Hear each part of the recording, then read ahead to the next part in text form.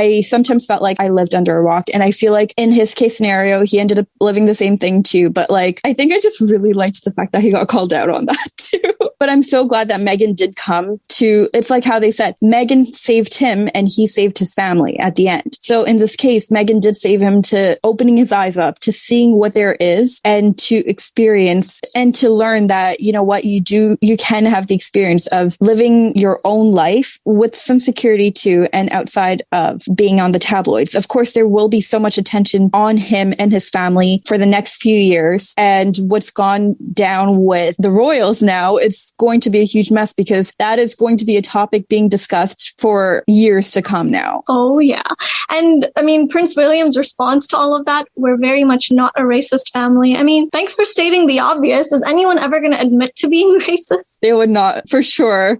No, they would not. Time is coming to an end. But before we end the segment, I want to bring up a new segment that we were thinking about because the two of us, we tend to have crushes very often. A new crush every week. So you know what? Sometimes a few in a week. Exactly. Sometimes we have a few crushes in a week. I can name about multiple amounts of people that I might be crushing on in this very week. But I thought, you know what? Let's have a segment about who our current crushes are and whether they're fictional or real and why we think they're crush worthy. So this is our segment, Crush of the Week. And Isha, let's get started with you. Who would you say is your crush this week? Okay, well, this week I don't have a new crush of the week, but I'm going to go with my forever crush, Chris Evans. That man has my heart and soul. He is a king. He is, I love him.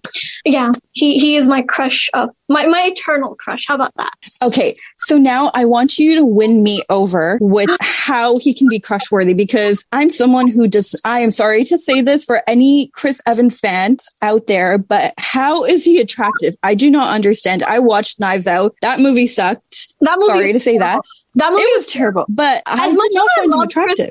As much as I love Chris, okay, you're walking on a fine line right now, but as much as I love Chris Evans, I truly must say his taste in movies is crap. He's like the Shahid Kapoor of Hollywood, where like he's hot, he's an amazing actor, he's so talented, but the movies he does are just terrible. Like I feel like except for the Marvel movies, like the Captain America series, I haven't enjoyed any of his movies. So I agree with that, but okay, why is Chris Evans? Oh, I can't even believe I have to justify this, but okay.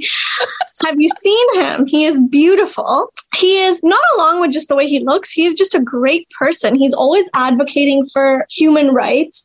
He's a big animal rights advocate, and he has two very, very cute puppies and just the ultimate dog dad of life, whom he loves very much. And he's just very respectful and just amazing. You know, he's always empowering people, empowering women, empowering his co-workers, and just he's amazing. At the end of the day, he does a lot of charity work. And that being said, he's just a very, I think, personable person. And I think if you get to know him, he's one of those people. And unfortunately, I don't know Chris Evans personally, but I'm sure if I did, I would like to be his friend.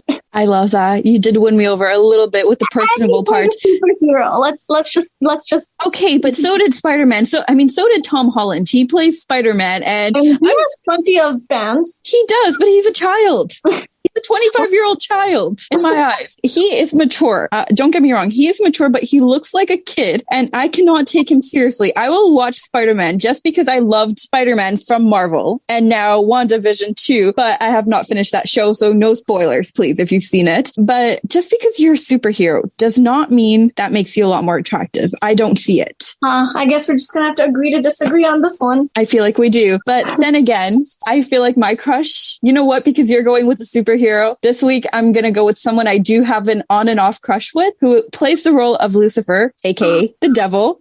Tom Ellis. He is gorgeous. Oh my God. He is so beautiful. I want to talk to that man one day. Like one day. That is our goal. We are going to have him on the show. His accent, he's British, by the way. So his accent is beautiful. I have not done much research on the guy, so I can't say he might be a people person or not, but I believe he might be. He seems like a genuinely kind person, and he's married, which shocked me. He has a child too, which shocked me again, but he's a daddy. Tom Ellis, beautiful man, hypnotizing man. man. Like, if you look into his eyes, I swear he will hypnotize you, especially when he plays the role of Lucifer. I think I'm mainly in love with the character Lucifer. I think that's what it could be. But regardless, he is my crush. And if you have not seen the show Lucifer, I guarantee you will fall in love with this man too. Okay, so time is up and we are going to stop the segment right over here. It was such a great episode and I'm so happy to welcome you to this show. Isha, you're going to make it great and I'm so happy I will have someone to talk to about literally anything related to pop culture and entertainment. Well, thank you for having me. I'm so excited to be a part of all of this. And I love getting all of this entertainment gossip out of my system. I've been holding on to it this whole week, just dying to talk to somebody. So thank you for doing that. Same. Anyways, so it's time to end this podcast. Follow all our socials at poptalk.podcast and make sure you subscribe to our podcast, Pop Talk with Farah as well. I'm Farah. And I'm Isha. Take care and stay safe. Bye-bye.